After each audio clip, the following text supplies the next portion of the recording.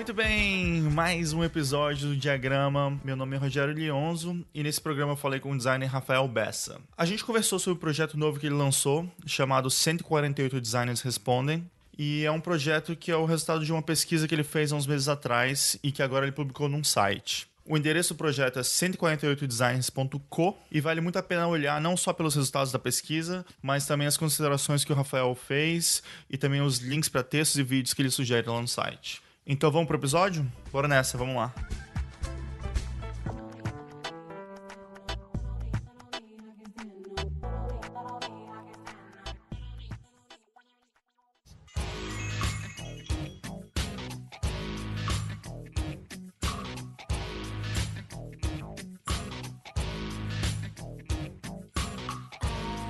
Muito bem, voltamos aqui com mais um diagrama. E no episódio de hoje a gente vai falar com um cara que na verdade sempre ajudou o diagrama, sempre conversou comigo, trocou ideias sobre design, sobre outras coisas também, que é o grande Rafael Bessa. Rafael, seja muito bem-vindo ao diagrama, cara. Pô, valeu, eu que agradeço. Você sabe que eu sempre fui maior fã do projeto, sempre dei maior apoio mesmo. E tô curtindo muito o que você tem feito, cara. É um projeto bem importante, assim, acho que precisava. Pô, valeu, cara, obrigadão mesmo. Cara, então, vamos começar com o de sempre. Quero saber como que você chegou até aqui, mas quero que você comece do início. Como é que você começou a fazer design, pensou em começar essa carreira e como é que foi esse início pra você? Então, na verdade, tudo começou quando eu ganhei um computador.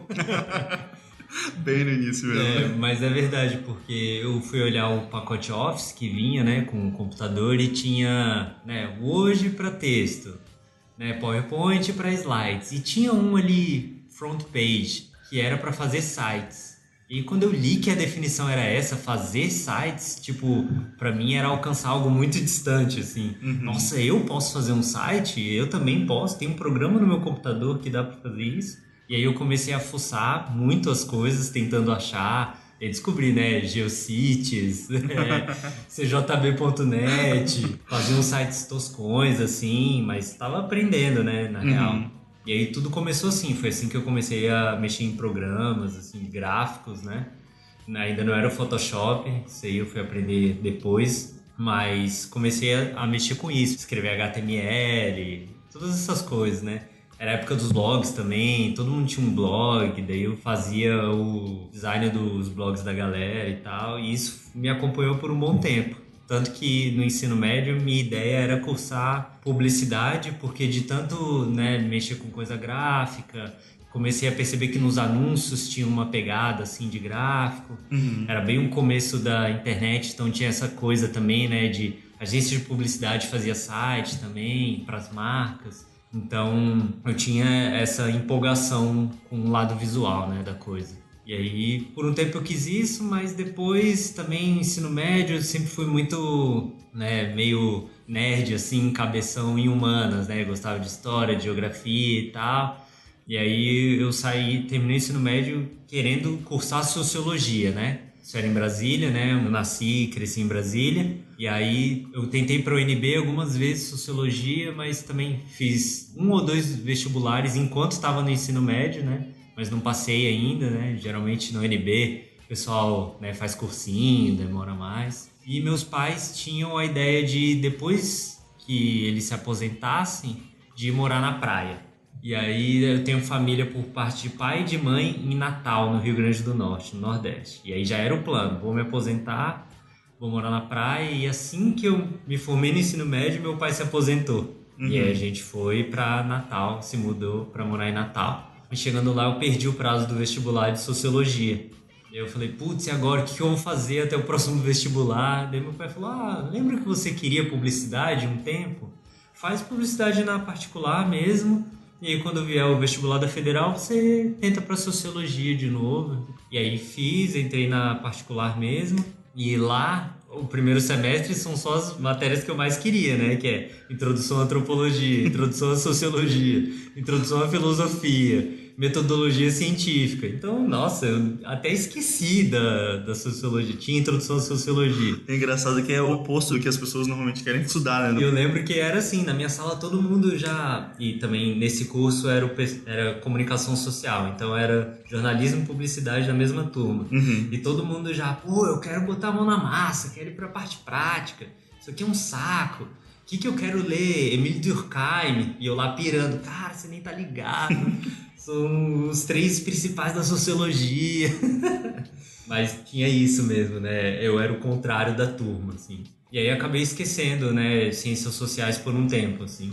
E fiquei ali e fiquei envolvido, né, nesses primeiros semestres e acabei ficando na publicidade mesmo. Enquanto eu estava cursando publicidade, um colega de faculdade perguntou: você não conhece alguém que possa estagiar numa agência de design, de web design? Na época era o famoso web designer, né, o webmaster. E aí eu falei, pô, eu lembrei, né, da minha adolescência, que eu sabia mexer nas coisas e tal, tinha feito uns sites pros amigos de banda e tal. E aí fiz entrevista, entrei e aí comecei a estagiava meio período e eu fazia faculdade à noite, né? Justamente para isso, porque eu já entrei na faculdade querendo trabalhar. Gostei, né, da agência, pedi para ficar o horário inteiro, né, não só meio período, ficar um período inteiro. E também para ganhar mais, né, era estagiário, ganhava pouco, daí se eu dobrasse meu horário eu ganhava o dobro, que também era muito pouco, menos de R$1.000 ainda na época. E aí comecei a trabalhar com isso, então foi minha primeira experiência profissional assim, logo uma coisa atrás da outra, assim. E nessa empresa de design, era uma empresa local, né, em Natal, como eu falei, então a gente fazia, né, o site do shopping da cidade, o site do jornal da cidade, colunista, é uma cidade turística, né, então dos grandes hotéis, resorts, essas coisas, também tem essa parte cultural, né, tinha o Carnatal, que era o carnaval fora de época de Natal, então a gente fazia esse site também. Então foi uma experiência muito boa, assim, como primeira experiência, né? Foi lá que eu comecei a me ligar nesse mundo do digital e das outras coisas. E daí depois, isso foi em Natal, né? Mas depois isso foi em Natal. Você acabou o curso? Então, na verdade, aí infelizmente meu pai acabou falecendo nessa época. E aí eu e minha mãe a gente decidiu voltar para Brasília. E também eu já estava sentindo que o mercado lá em Natal para digital não era tão forte, né? Obviamente estava bem mais atrás do eixo Rio-São Paulo, né? Ou até do próprio Centro-Oeste de Brasília, pela própria configuração econômica do país, assim, né? Então eu achei que poderia ser uma boa voltar mesmo pensando, né, depois de me formar, o que ia acontecer. Daí a gente se mudou para Brasília, eu transferi minha faculdade para o IESB e concluí meu curso no IESB, que também é uma outra particular de Brasília. E lá, quando eu me mudei para Brasília também, eu fiz uma entrevista logo quando eu cheguei e comecei a trabalhar na TV1.com, que é também uma agência que tem é um grupo, né, que tem várias partes, e TV1.com é a empresa de digital desse grupo.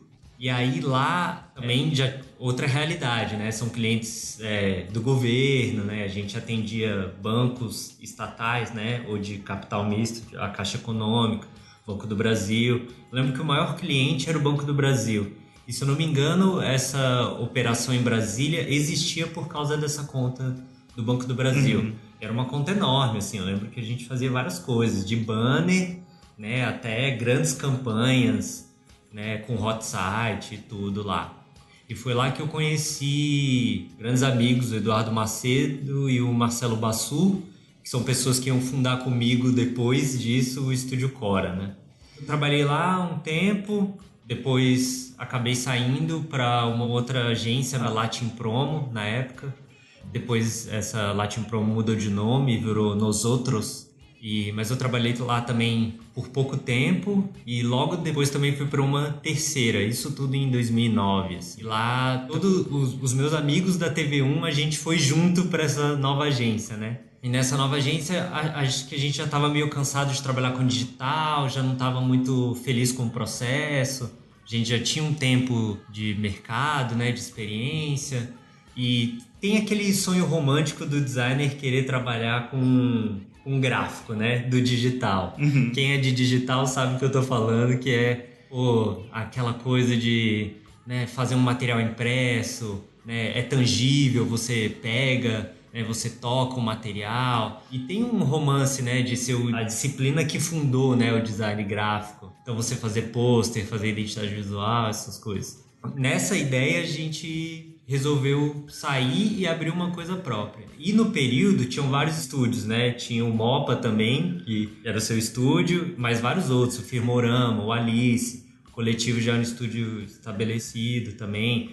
Eu lembro que nessa época tinha muitos estúdios e estava na época dos estúdios, né? Uhum. Todo mundo, né, saía nas revistas de design, né? Tinha uma cena, né? Tinha o Ideia Fixa na época também. Então a gente meio que foi nessa esteira do momento dos estúdios de design, né? A gente falou, não, talvez seja a hora de migrar para esse lado. E aí a gente saiu realmente, aí eu, o Eduardo Macedo, o Marcelo Bassu e mais 2 amigos, o André Duarte, que era um amigo meu também, não do meio do design, mas desde a adolescência, assim, do punk e do hardcore, e o Aurélio Jota, que também era um cara que a gente conheceu nessa última empresa, e ele trabalhava com 3D e era programador. Então, pra gente era ótimo, que a gente poderia absorver as demandas de digital e também fazer o trabalho que a gente queria, que era de gráfico. E aí, nessa época do Cora, foi tudo muito rápido, eu acho, assim, que aconteceu. Logo no começo, a gente já fez uma parceria com uma outra empresa, que é também de uma amiga,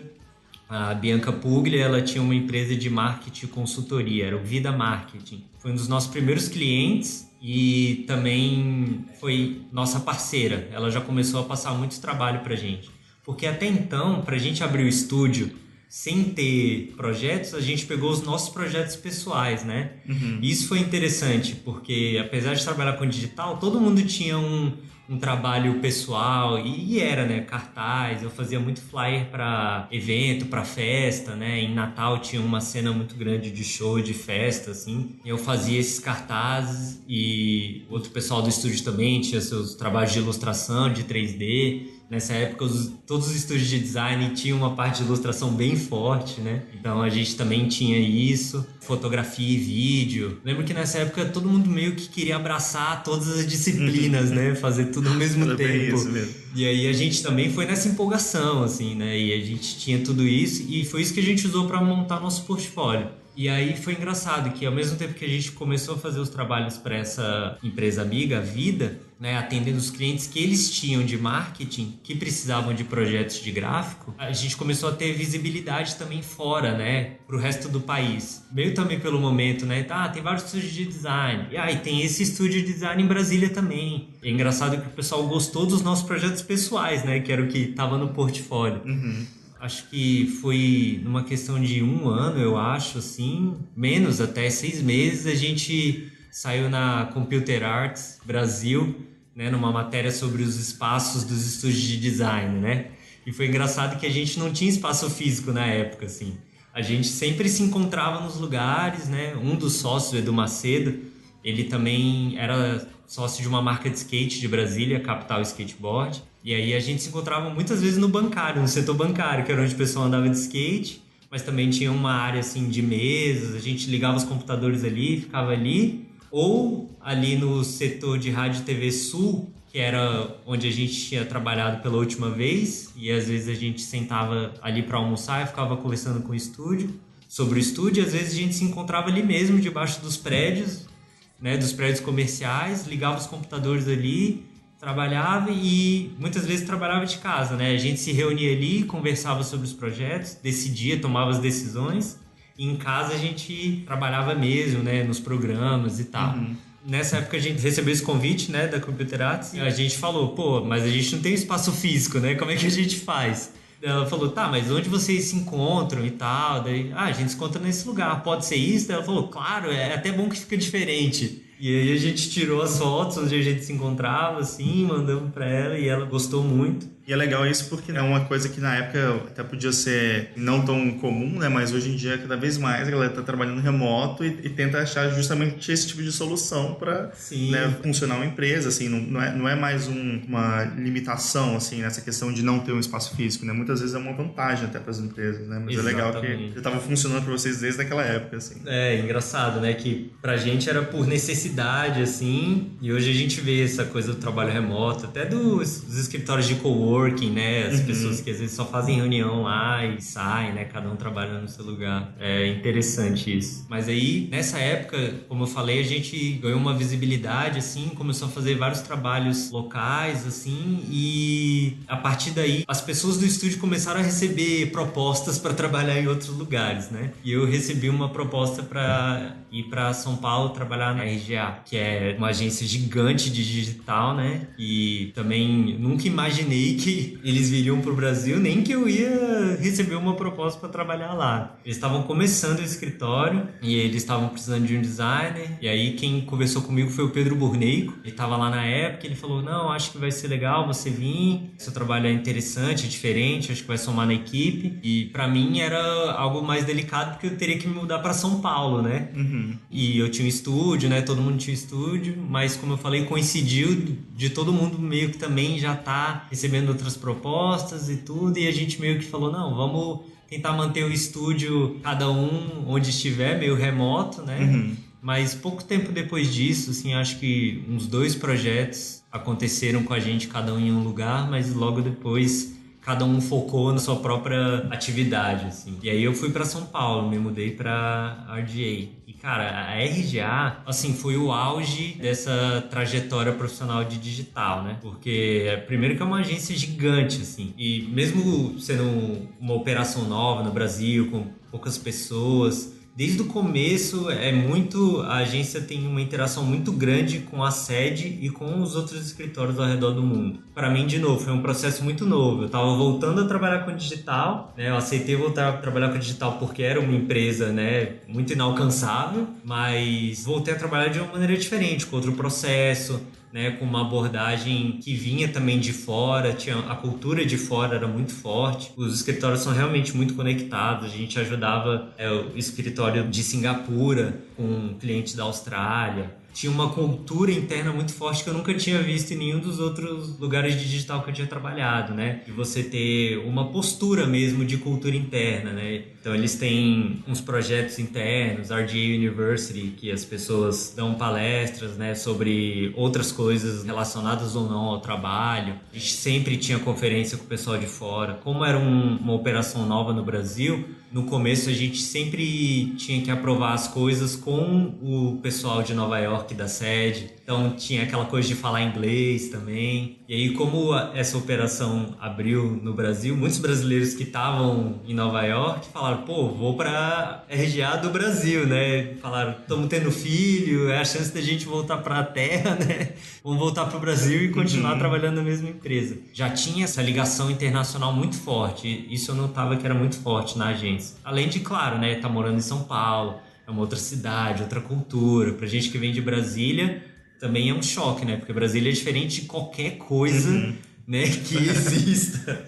É uma cidade única, assim, que inclusive influencia no nosso trabalho, eu acredito. E São Paulo já é uma outra atmosfera e um outro mercado. Então, trabalhar com contas muito grandes também, né? A gente atendia a Mastercard, eu trabalhei no time de TIM também. É um outro ritmo, né? Antes, na minha carreira, eu trabalhava com projetos de digital que tinha um processo de desenvolvimento curto. Você criava um site em um período de tempo relativamente curto, alguns meses, e a manutenção daquilo era muito pouca. No final já tinha até... a gente já criava o sistema que a própria pessoa podia fazer a manutenção do site, o próprio cliente. Mas na RGA não, eram grandes plataformas aliadas a grandes campanhas que faziam a publicidade dessas plataformas. Era uma outra realidade de negócio. Então a gente não vendia só, né, uma solução de propaganda para os clientes. Começou aquela questão de vender produtos. A gente vende uma plataforma para vocês. No caso da TIM, né, a gente criou o plano TIM Beta. A entrega para o cliente foi criar um novo plano de celular com uma outra mecânica, uma outra plataforma, com tudo novo, campanha nova, uma plataforma nova. Então são projetos longos que demoram 1, 2 anos, com várias campanhas pontuais. Isso também foi muito interessante de aprender, assim, né? Uma nova visão de mercado. Ali eu acho que começou também uma visão mais conceitual de design, né? Não era só sentar no computador e pensar a melhor forma daquele site, né, ir para o ar e funcionar. Tinha também uma questão do que aquele produto digital ia influenciar para o negócio do cliente, assim. Acho que foi o lugar que eu comecei a entender melhor isso, assim. Mas né? isso era uma parte da cultura da RGA? Sim, muito. Tinha muito essa coisa de pensar todo mundo. Foi também o primeiro lugar que eu trabalhei, que é a cultura de User Experience. Na época era o arquiteto de informação, né? Antes era o arquiteto de informação. E lá a gente via que essa disciplina era muito próxima. Não era aquele processo que no começo, né, uns 6, 7 anos atrás, era assim, o arquiteto de informação faz o wireframe, passa para o designer e o designer trabalha em cima daquilo. Não, era uma coisa muito unida, assim, todo mundo sentava junto, pensava junto, os programadores também, a gente pensava soluções juntos. Legal. Também tinha muito aquela coisa do Creative Technologies, né? O cara que entende muito de tecnologia e sabe como aplicar isso, né, como uma solução para o cliente, né? E que está envolvido na criação também, Está né? envolvido na criação, exatamente. Ele traz a solução tecnológica, ele tem a visão tecnológica para contribuir para a solução do projeto, para uma solução criativa, né? Então, participa junto desde o brainstorm, da concepção. Ele não está lá na ponta final do projeto só para fazer funcionar. Executar, né? Não, é tudo muito integrado, assim. Por isso que eu digo que ali eu acho que foi o auge dessa trajetória de digital, assim. E também onde eu conheci as pessoas que influenciam até hoje os passos que eu dou, né, profissionais, assim. Eu tenho amizades mesmo que continuam até hoje, assim. Mas por que você disse que foi o auge, assim? Depois da RGA você começou a fazer menos digital? Por que você fala que é o auge? É porque, pelo menos naquele momento, já tinha, claro, a ascensão das startups, mas elas não eram ainda o grande novo mercado de digital, né? Então, naquela época, você tá trabalhando numa das gigantes de digital, né? RGA, Huge, Wieden Kennedy, né? Todas essas grandes, KQA, trabalhar com aqueles grandes clientes. Eu lembro que na época o sonho de todo mundo era trabalhar no time da Nike em algumas dessas grandes agências, né? E para mim aquilo, eu vivi muito daquilo, né? Quando eu tava saindo da RGA, a gente tinha acabado de ganhar a conta do Google, então a gente fazia muita coisa para eles, então tinha essa relação já, nossa, tô trabalhando aqui, né, no centro econômico, né, do mercado. Você começa a entender como funciona essa parte das grandes agências atendendo grandes clientes. E também dessa cultura que eu acho que era muito, como eu falei, né, fiz amizades, então era uma cultura muito cuidadosa dentro da agência, né, para todo mundo estar trabalhando bem, trabalhando muito próximo um do outro. Era realmente uma equipe, assim, era um trabalho muito colaborativo, assim. Acho que essa é a palavra. Foi o lugar onde a colaboração foi mais forte, assim, na minha trajetória com o digital. E também porque logo depois dali, depois de 2 anos na RGA, eu meio que cansei de São Paulo, assim. Eu tinha uma teoria de que você se muda para uma cidade e 4 anos é o suficiente para você chegar, se adaptar, entender, curtir e cansar da cidade. Porque era o tempo que eu tinha passado em Natal, né? 4 anos. Você chega, tem um estranhamento, você gosta, você curte e depois você, já quero algo novo. E eu brinco que em São Paulo esse tempo reduz para 2, porque a cidade é tão acelerada, tão maluca, que aí você fica, cara, não, acho que eu não quero...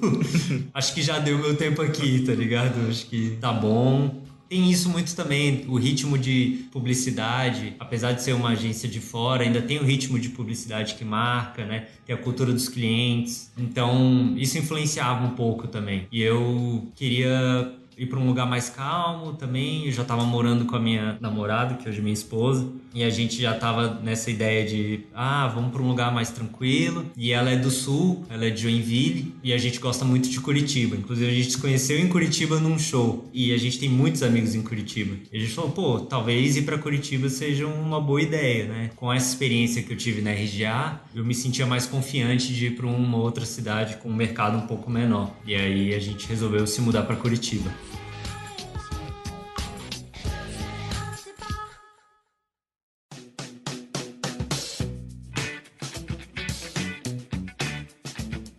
Cheguei em Curitiba e minha ideia não era ser freelancer quando eu cheguei em Curitiba, mas acabou acontecendo. Né? Todo o tempo que eu morei em Curitiba eu trabalhava de freelancer. Logo quando eu cheguei eu trabalhei na Taste, que também era uma agência que eu gostava muito, sempre admirei os trabalhos. E aí, engraçado que para mim em Curitiba teve 2 grandes aprendizados. Um é que eu tive que aprender a trabalhar com gráfico de verdade, porque no Estúdio Core a gente fez mesmo trabalhos para restaurantes, para outros clientes menores, assim, mas a gente sempre terceirizava muito a produção gráfica. A gente fazia os materiais de design e quem cuidava da parte de impressão, a arte final, sempre eram outras pessoas. E aí, em Curitiba, trabalhando em estúdio de design gráfico, eu tive que aprender tudo ali, né? PDF, montar mockup, imprimir tudo, aprender os papéis, né? Os papéis que sugam mais tinta, que sugam menos, para que serve cada coisa, como trabalhar com um arquivo já preparado para impresso. E depois de 2 anos imerso no digital, né? Só pensando em digital é um baque forte, assim. Mas foi muito bom porque, assim, sofri, derrapei ali, aprendi na raça, mas aprendi. E hoje eu tenho, né, essa experiência assim, de gráfico, que muitos designers de digital não têm. E o outro grande aprendizado foi que, mesmo mudando para uma cidade para trabalhar com gráfico, as pessoas precisam muito de profissionais com experiência de digital. Então, querendo ou não, eu ainda fazia muito digital em todos os estúdios de design que eu freelei em Curitiba. Então, era muito engraçado que eu ia para os estúdios. E aí o pessoal falava, mas você faz também digital, faz aplicativo, faz site? E faço também, putz, então beleza, você vai salvar a vida aqui, que a gente precisa fazer tal coisa e tal. Então, muitas das vezes nesses estúdios, eu acabava trabalhando com a parte digital, né? Com a parte colateral, né, dos clientes de identidade visual, que era montar um site. Até porque, né, essas coisas não estão separadas, né? Quando uma empresa vai criar, né, sua identidade, faz parte de ter um site. Não é uma coisa separada hoje em dia, é uma coisa normal. Todo mundo tem um site e o site segue a linha visual que for criada. Então, essa entrega é feita junto hoje em dia, né? Não tem aquela coisa de um estúdio faz identidade visual, outro estúdio faz o site, né? Ainda acontece muito, depende da natureza do cliente, depende da natureza dos estúdios e agências que atendem, mas na época já era assim, não, a gente entrega tudo, né? Do começo ao fim. Até porque várias vezes, né, a maior parte do contato das pessoas com esses clientes vai ser online também, né? Então, não faz muito sentido você pensar nessas coisas separado, né? Exatamente. É uma entrega conjunta, é tudo a mesma coisa, né? Nisso, eu fiquei trabalhando em Curitiba um tempo, mas aquela experiência na RGA, a ligação com a sede, com outros estúdios, ainda ficava na minha cabeça e alguns amigos começaram a ir trabalhar fora e eu comecei também a ficar com essa pulga atrás da orelha, assim, putz, ia ser legal se rolasse de ir pra fora, né? E aí eu lembro que eu fiz tem um programa de residência de design em São Francisco chamado Bridge. É de uma organização chamada Designers Fund. E aí eles têm um programa que você aplica e depois disso, se você for aprovado por alguma startup em São Francisco, você pode ir para lá e trabalhar 3 meses e depois voltar. É um programa de residência mesmo. E durante esse programa você troca experiência com as outras pessoas que estão participando desse programa e tudo. E aí eu apliquei para esse programa e eu fiz uma entrevista para o Airbnb. E aí, o pessoal do Airbnb queria me contratar por fora do programa. Eles falaram, você ia ser um profissional ideal para nossa parte de brand, design. Eu falei, putz, perfeito, então vamos nessa. Do cara, beleza, vou te encaminhar para RH. E aí, quando me encaminharam para RH, tinha acabado o prazo para aplicar para o visto H1B, que é um visto de trabalho normal. Até porque o visto H1B ele só tem uma entrada no ano, né? Acho que é 1º de outubro, né? Ele começa e daí você tem que começar naquela data, né? E se você perde, você tem que esperar só no ano seguinte que você pode começar. Exatamente, Putz, não. E o bagulho é mó disputado, assim, todo mundo. E as vagas tem acabam, limite, né? As vagas acabam e tal. E aí o cara da RH até falou isso. Putz, cara, não posso fazer nada, perdi o prazo. E mesmo se a gente tivesse com prazo, ia ser difícil. Foi um problema de terem me encaminhado isso muito demorado. A ideia era você vir para o programa de residência, não para vir como contratado. Por isso que a gente não se organizou dessa maneira. Cara, eu fiquei tão frustrado com isso que eu falei, cara, eu vou mandar portfólio agora só para empresas que eu sei que contratam estrangeiros.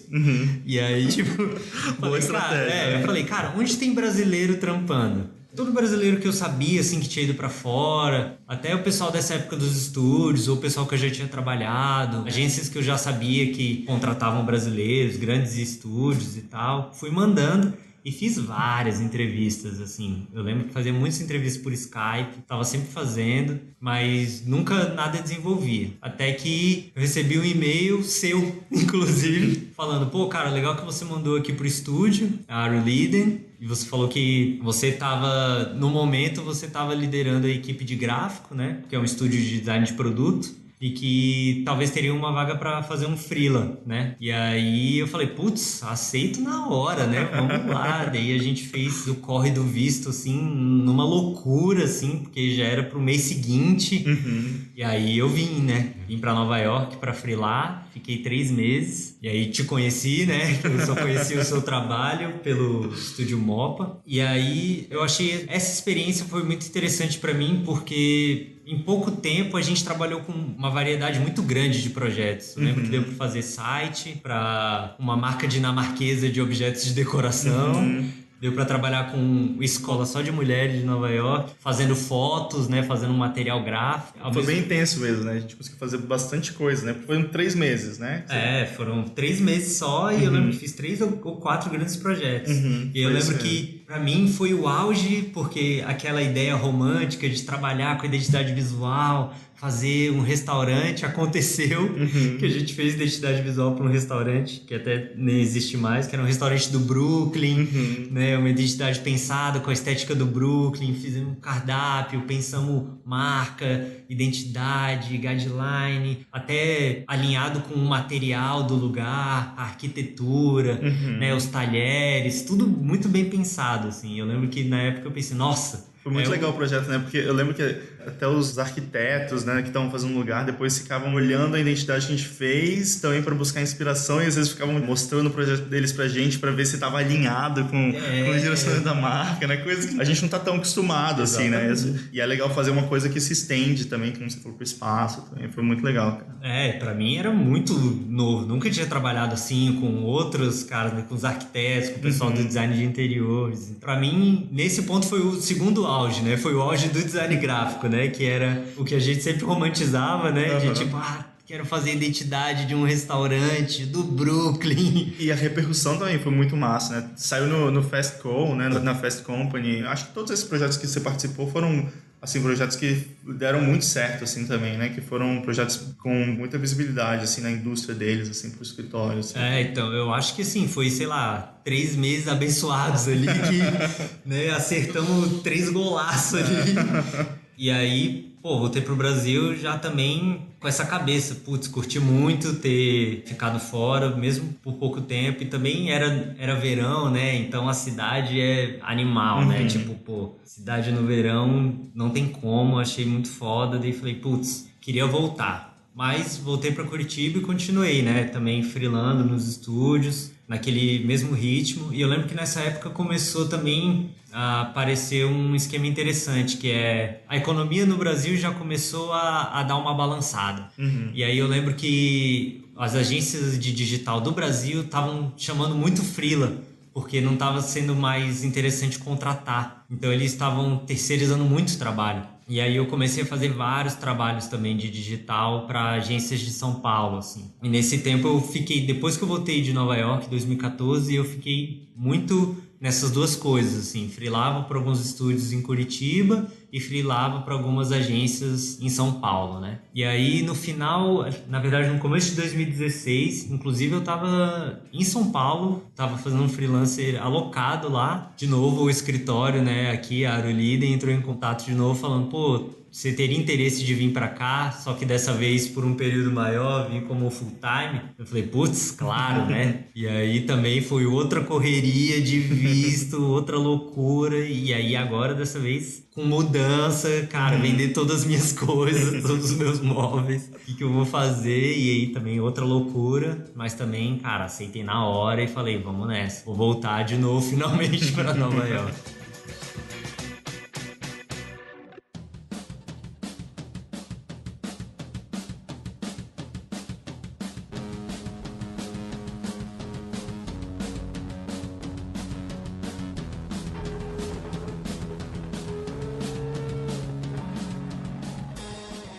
Então, cara, Eu normalmente converso sobre vários trabalhos com as pessoas, mas eu acho que tem um projeto recente que você fez, essa pesquisa que você acabou de fazer, que eu acho ele tão interessante que eu realmente queria focar nisso, porque acho que tem muita coisa que a gente pode discutir em relação a esse resultado da pesquisa, o site que você colocou e todas as considerações e até assim referências que você colocou depois de pesquisa, tudo. Então eu queria muito focar nesse projeto em específico, né? O projeto do 148 Designers Respondem. Não, com certeza. Até porque esse projeto surgiu de vários questionamentos, assim, né? Depois dessa trajetória, né? E trabalhando com várias coisas diferentes. Eu acho que o projeto que mais representa esse momento atual como designer é esse projeto da pesquisa. E deixa então começar te perguntando como é que veio essa ideia de fazer uma pesquisa com designers, assim, como é que surgiu a ideia desse projeto? Então, quando eu cheguei aqui em Nova York, não sei se tem a ver com o lance do exílio também, né? Os 30 anos, né? Retorno de Saturno, a galera fala. Não, mas na real, também eu comecei a observar que, obviamente, o design enquanto atividade, ele vai se moldando de acordo com a época, né? De acordo com o momento histórico. E eu fui percebendo que ser designer e o design tava assumindo outros significados, tá ligado? Diferentes dos significados que eu aprendi e dos que eu tava acostumado a acompanhar e entender. E aí começou a surgir uma dúvida na minha cabeça, principalmente se outros designers tinham também as mesmas inquietações que eu, assim, tinham as mesmas dúvidas que eu. Então, cara, sinceramente foi algo bem despretensioso. Eu pensei, cara, vou fazer um formuláriozinho, uma enquete com 4 perguntas só para sentir das pessoas se elas também têm as mesmas inquietações que eu, os mesmos pensamentos, as mesmas reflexões, se sou só eu, como é a cabeça do designer. Só que aí no processo de construção dessa enquete eu já comecei a pensar, cara, eu tenho que contemplar vários tipos de mentalidade sobre o design. E aí foi o que eu tentei fazer. Então é por isso que cada pergunta da enquete tem acho que 6, 8 opções para você selecionar como resposta. E múltipla escolha, para as pessoas combinarem, selecionarem mais de uma e tudo. Então veio mais dessa dúvida mesmo, assim, de querer ouvir dos outros, né? Também não ficar sozinho, né? Por isso eu citei do exílio, né? Será que só sou eu que estou observando isso ou que penso dessa forma? Ou será que outras pessoas também pensam dessa forma? Ou será que as pessoas pensam da forma como eu acho que elas pensam? Ou será que eu estou enganado? Veio disso e, como eu te falei, foi bem despretensioso. Eu queria fazer e mandar na minha rede ali, no meu círculo de amigos, entre as pessoas que eu conhecia, que eu sabia que eram designers. E quando você estava formulando essas perguntas, essas opções, na verdade, de resposta, porque você devia ter uma opinião também em relação a cada pergunta também, né? E você estava pensando nisso, assim, você tinha uma resposta que englobava ali o que você estava pensando, você estava tentando diversificar. Como é que você estava pensando mesmo nessa questão, tipo, de cada resposta para a pergunta? É até engraçado você falar isso, que uma das pessoas respondeu, colocou no campo outras respostas, ele escreveu: as perguntas têm cara de pegadinha, achei meio capciosas, né? Mas eu tentei justamente isso, eu pensei, cara, como uma pessoa que define o design como conectar marcas e pessoas falaria sobre essa visão? Daí eu tentei escrever da maneira como eu via no meio do design as pessoas justificando cada coisa. Também, né, aquela definição comum acadêmica, né, design é combinar forma e função, é resolver problema, não importa a natureza do cliente. E também esses questionamentos que eu estava tendo, como,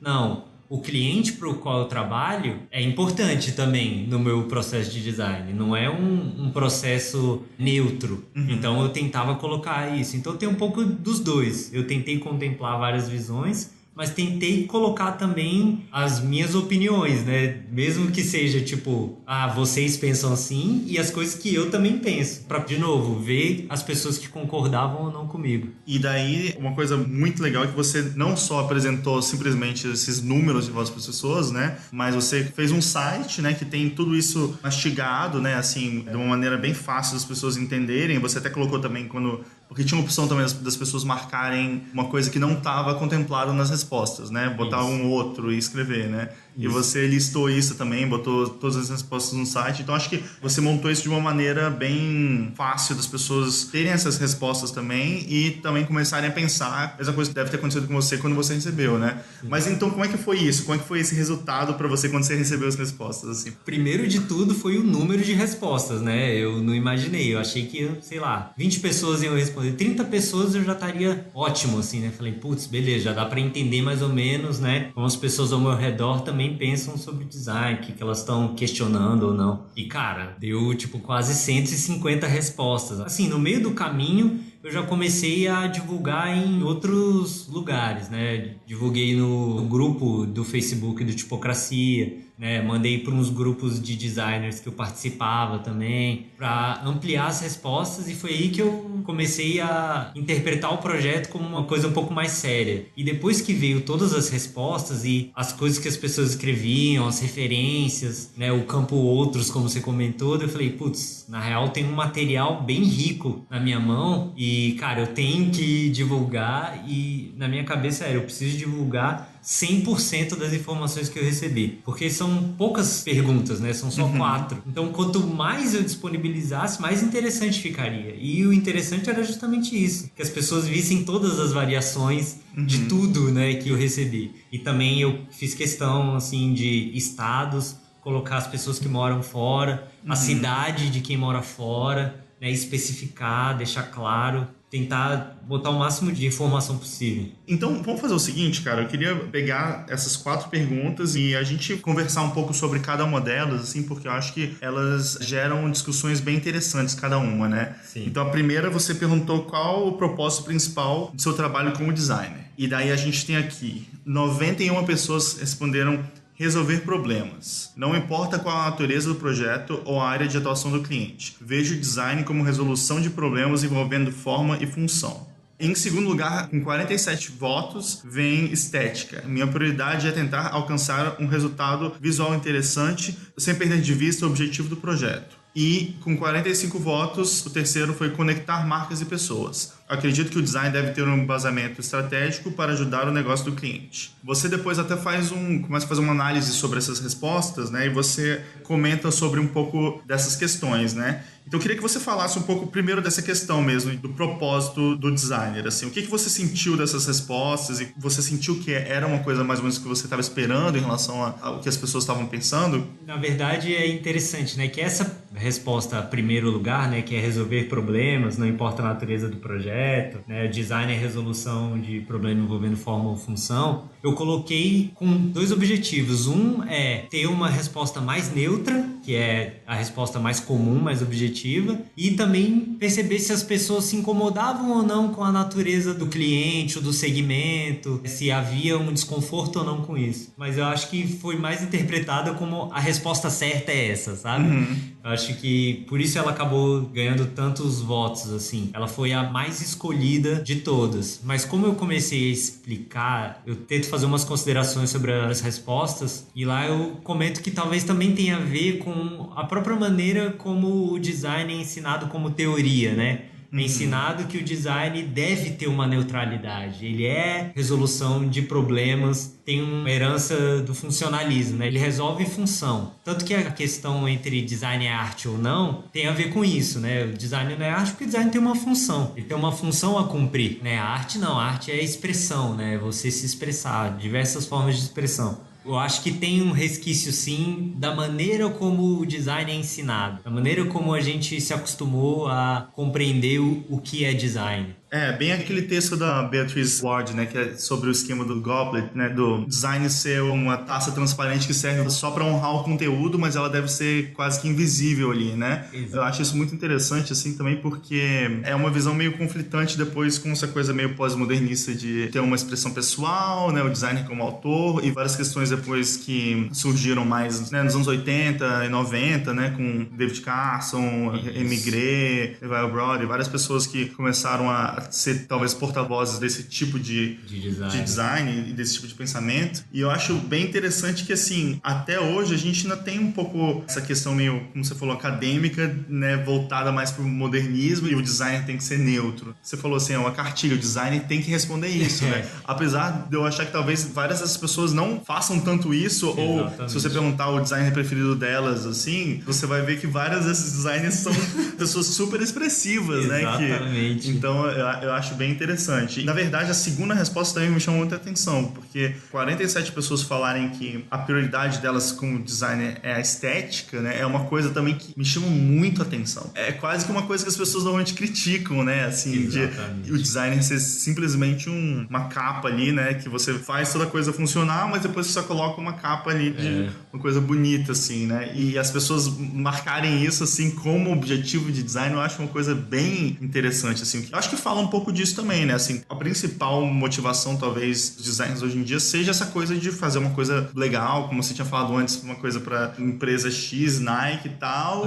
e é isso que as pessoas normalmente querem ter ali, né? No portfólio, aquele exemplo de projeto, tem uma expressão em inglês chamada eye candy, né? Que é tipo, aquela coisa que é tipo... que brilha os olhos, né? Exatamente. Mas ao mesmo tempo as pessoas colocarem isso como propósito principal, assim, eu vejo como um problema, na verdade, assim, sabe? Porque as pessoas estão ignorando várias questões do design que elas não estão conseguindo enxergar o design como uma ferramenta para conseguir mudar coisas mais importantes, assim, da gente pensar, na verdade, né? Eu acho engraçado que, exatamente como você falou, essa resposta, de um certo viés, de uma certa perspectiva, ela contradiz a primeira, que é design é resolver problemas conforme função. A segunda resposta fala, cara, minha prioridade é a forma, né? Eu quero um design lindo, alcançar um objetivo visual interessante. Aí eu coloquei, sem perder de vista o objetivo do projeto. Minha prioridade é estética. Mesmo que eu sei que o projeto precisa funcionar, precisa cumprir uma função, meu objetivo é estético. Mas é interessante porque também essa ideia comum do que é design, né? Quando você vê design sendo usado como um termo vulgar, assim, informal nas ruas, as pessoas se referem à forma, né?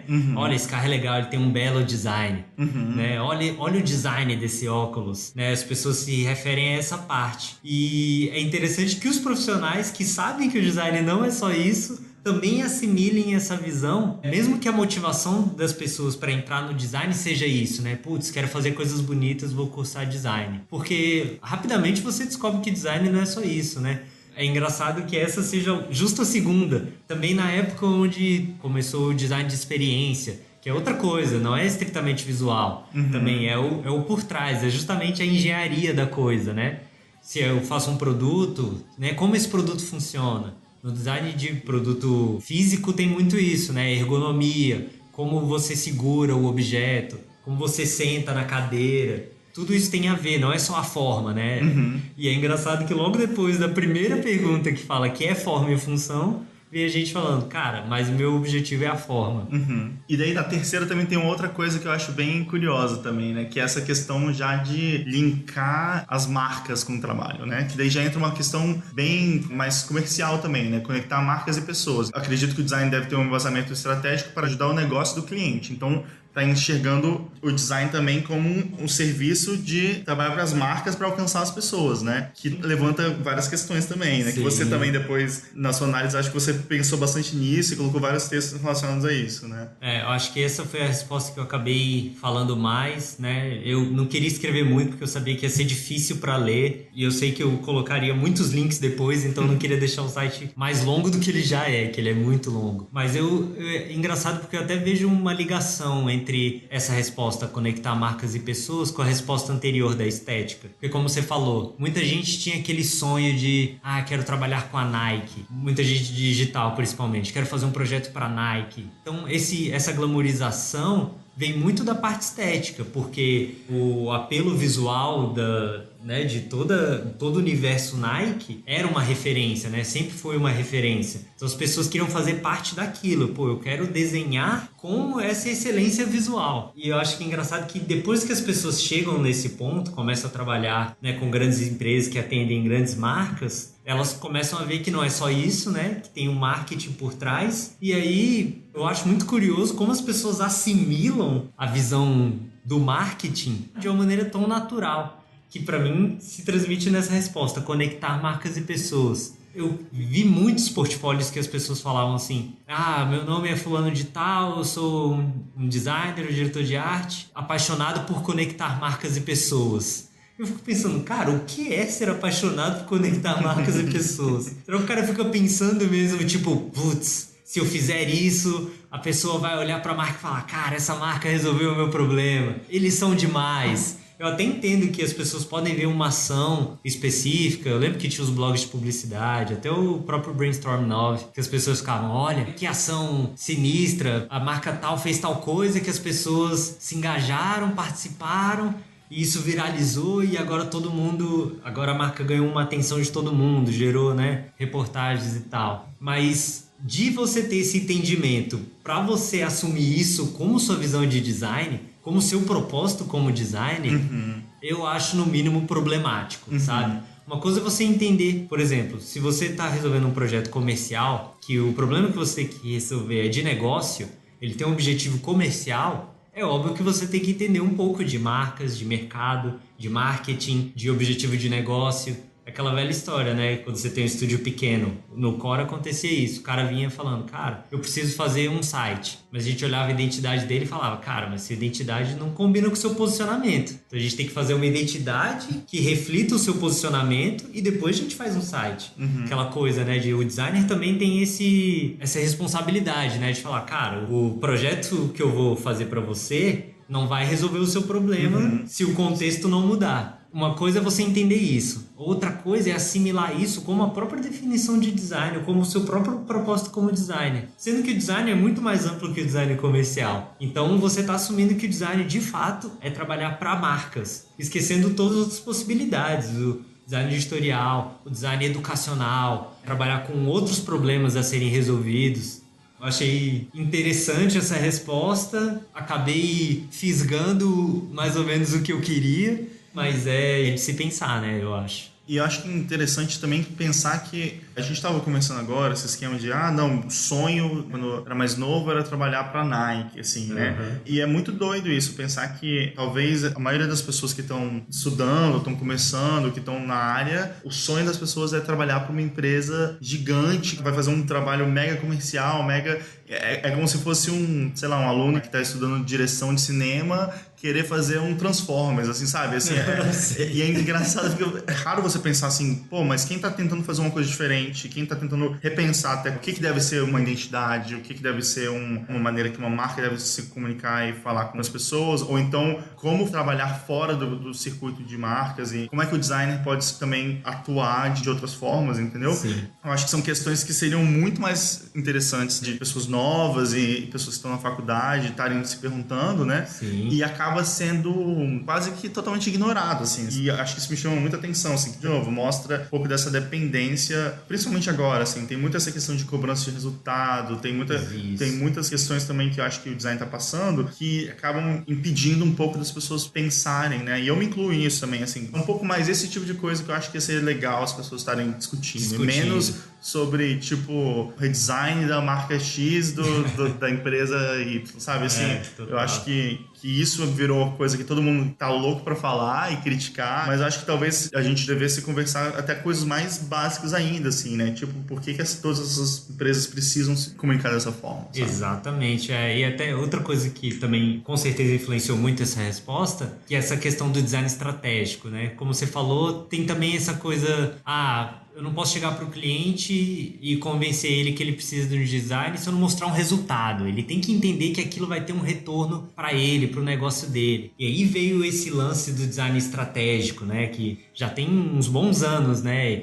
Tem pós-graduação em design estratégico, tem especialização, oficinas. Virou, né, uma palavra-chave algum tempo atrás, né, um pouco antes do design thinking. E eu acho que tem a ver também com essa natureza meio de sobrevivência do mercado brasileiro, assim, né? Principalmente para quem tá numa cidade pequena. Cara, eu preciso mostrar pro cara, por A mais B, que ele chamar um estúdio de design vai ajudar no negócio dele. Não é uma coisa supérflua. Porque tem um pouco esse senso comum também do mercado brasileiro, dentre os clientes, de que, não preciso de design, isso aí, né, é perfumaria, né? Se puder, a gente usa, se não puder, não. Então tem a ver com isso, mas de novo, é problemático que esse cuidado tenha se transformado na própria definição do que é design, ou no próprio propósito do design, ou no propósito único dele. Pode ser o propósito mais comum, mas que seja o seu propósito como designer, acho questionável.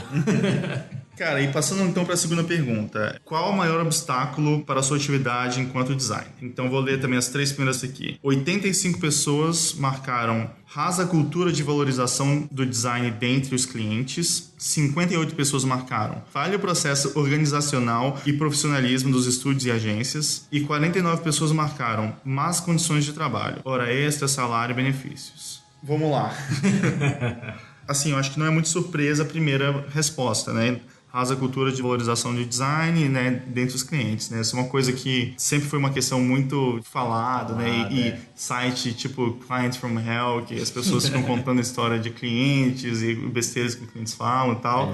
Mas daí também acho que no Brasil também entra aquela discussão da regulamentação, da profissão e tal. Mas eu acho que isso não é uma surpresa, pelo menos para mim não foi uma surpresa ter sido mais votado. Também para mim não foi. E eu lembro até na época que eu de Estúdio Core, a gente falava muito isso, assim, né?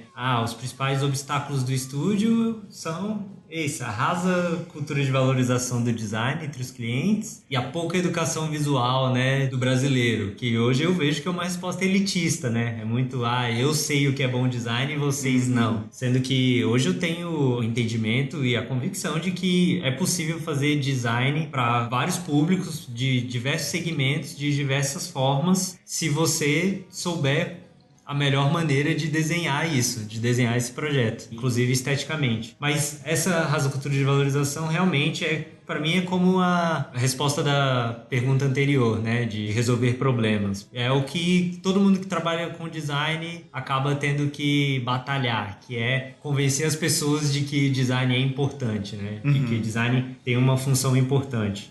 E na segunda mais votada, com 58 votos, né, fala dessa questão dessa falha no processo de organização e profissionalismo das agências, né, dos estúdios. Eu acho que isso é uma coisa também que é bem associada também, né, à profissão, mas eu até me surpreendi de isso ter ficado tão alto assim, né? Eu também me surpreendi, assim. Claro, eu coloquei isso porque eu sempre ouvi muita reclamação de vários designers que eu trabalhei, principalmente em estúdios menores, mas até em grandes estúdios também. Pessoal falando, putz, é difícil o processo, não tem processo, as coisas acontecem tudo no improviso, a decisão tá numa só pessoa, ou a decisão passa por muitas pessoas, é desnecessário. E eu acho que, se você for pensar o design no Brasil, ele não tá só nos grandes estúdios e agências, né? Ele tá espalhado em vários pequenos estúdios por todo o Brasil. E nesses pequenos estúdios é mais difícil ainda você ter um processo consolidado, ou você ter referências mesmo. Um cara me falou que ele trabalhou no estúdio, que o dono um dia perguntou pra ele, cara, você sabe como é o processo dos outros estúdios? Porque eu não sei, eu faço aqui como é mais ou menos da minha cabeça.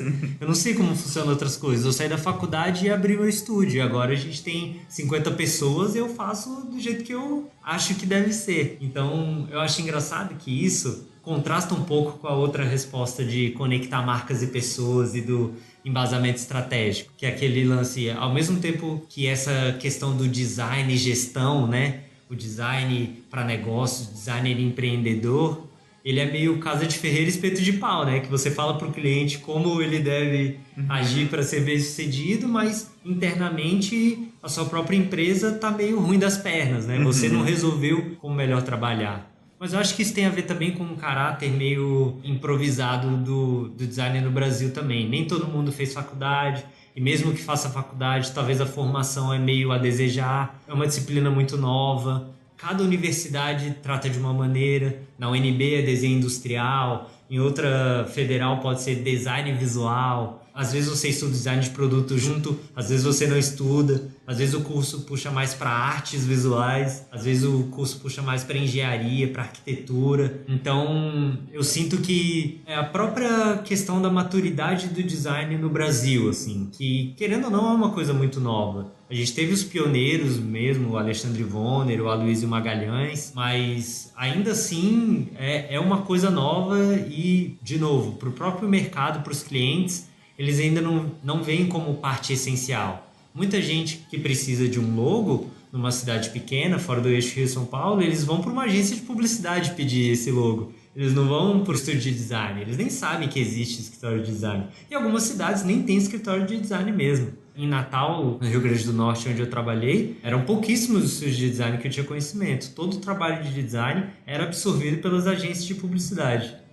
E daí também tem a terceira mais votada, que é más condições de trabalho, com 49 votos, né? Então, fala hora extra, salário, benefícios, etc. Uma coisa também que, não sei se alguém percebeu, eu meio que reformulei as respostas durante a pesquisa, durante a enquete, que antes estava só condições de trabalho. Eu falei, putz, mas obstáculo, condições de trabalho pode soar. Às vezes o cara é o empresário e ele fala, putz, para mim é difícil empregar com a CLT, os impostos, é uma carga tributária grande, tal. Mas eu queria dizer mesmo sobre esse estigma que tem no design e na publicidade também, de você não ter horário para sair, de você às vezes virar à noite. E aí eu reformulei e coloquei mais condições de trabalho e coloquei esses exemplos. Hora extra, salário, benefícios e tudo. Justamente, como eu falei, por ser uma coisa já meio estereótipo da profissão, né? Designer trabalha até mais tarde, design não ganha hora extra. Muitas vezes quase esperado, né, pelas empresas que você fique nessas condições, né, trabalhando até mais tarde, que não ganhe hora extra por isso. E muito. você pode pedir a pizza, né? Você fica até mais tarde, né? Pode... Exatamente, que é uma coisa que vai se reproduzindo. É engraçado também que no design tem meio essa questão da remuneração, né? Ao mesmo tempo que tem uma lenda, né? Ah, se você trabalha em agência de publicidade, ou em São Paulo, ou em grandes estúdios, você ganha muito dinheiro. Quando, na verdade, o que mais se ouve é que, fora dos grandes estúdios e agências, se ganha muito mal com design no Brasil, né? Principalmente um design não comercial, se você trabalha com design editorial, se você trabalha com segmentos culturais, né? Se você atende Sesc e alguns outros eventos, você não tem uma remuneração tão compatível com outros mercados criativos, vamos colocar assim.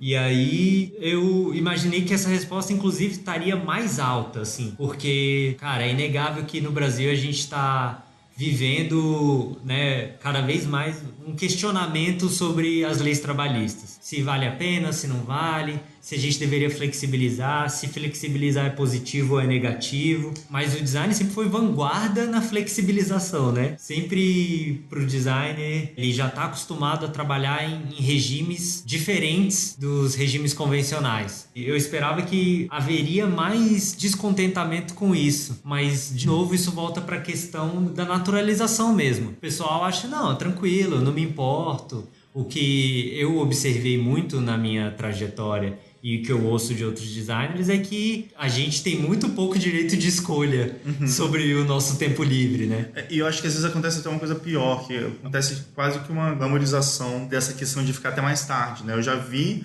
em agência, coisas assim, as pessoas comemorando que uma pessoa trabalhou 36 horas seguidas para entregar um projeto, assim, exatamente. Sabe? E todo mundo lá batendo palma porque aquela pessoa foi o guerreiro. Só que é um absurdo, na verdade, né? Porque, tipo, como você falou, assim, fala esse ciclo, né? E acaba que muitas vezes as pessoas colocam isso como uma coisa positiva, né? Tipo... Exatamente. Rola essa glamorização total, velho. Tem até aquela piada, né? Que o cara chega e fala, putz, virei uma noite essa semana. E o cara, isso não é nada. Eu virei 2. Cara, e eu trabalhei fim de semana e todo mundo fica ali competindo para quem trabalhou mais, sendo que é um absurdo. Todo mundo tem que ter o direito à sua vida, seu tempo livre, sua vida pessoal e sua vida profissional.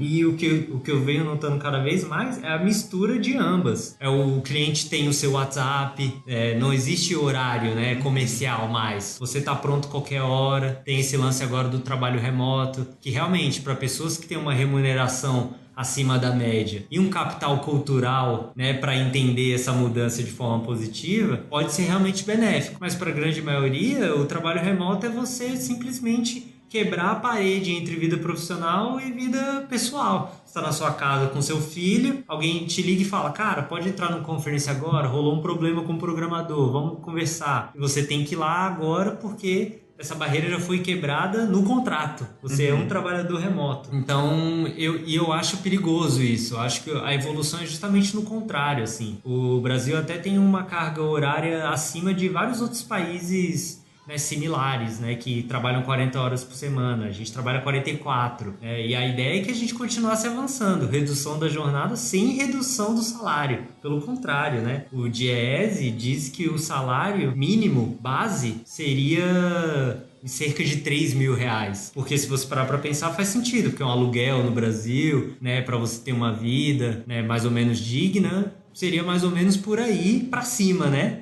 O salário mínimo é muito abaixo disso. E o que a gente vê, pelo contrário, é a precarização disso. Os designers ganham muito pouco e trabalham muito mais. É foda, cara. E daí depois a gente entra na parte aqui de referências, né? Você então fez a pergunta: qual designer, estúdio ou agência você considera sua maior referência em design? Daí aqui também eu acho muito interessante, porque eu vou pegar aqui os 5 primeiros, tá? Com 19 votos, o escritório Pentagram. Com 10 votos, o escritório Sagmaster Walsh. Com 8 votos, o designer Stefan Sagmaster. Com 6 votos, o Aloysio Magalhães. E com 5 votos, a Paula Scher. E a primeira coisa que eu já penso aí é que nesses 5 votos, né, a Paula Scher faz parte do Pentagram, né, e o Stefan Sagmaster também é Sagmaster, né?